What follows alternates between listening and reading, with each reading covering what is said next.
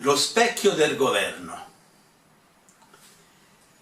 Quando si vede che il governo nostro cammina senza gambe e tira via, quando si vede che manco Cagliostro saprebbe indovinare che cosa sia, quando il sommo pontefice ci ammostra che qualunque malanno che si dia sabbi da rimediare con un po' di inchiostro, con un po' di incenso e 4 Ave Maria.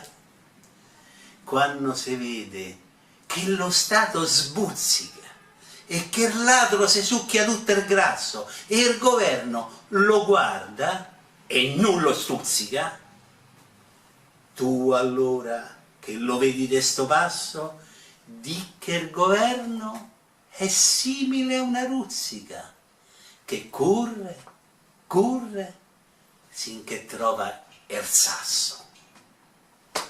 Giuseppe Gioacchino Belli, 28 dicembre 1832, ma può valere anche oggi.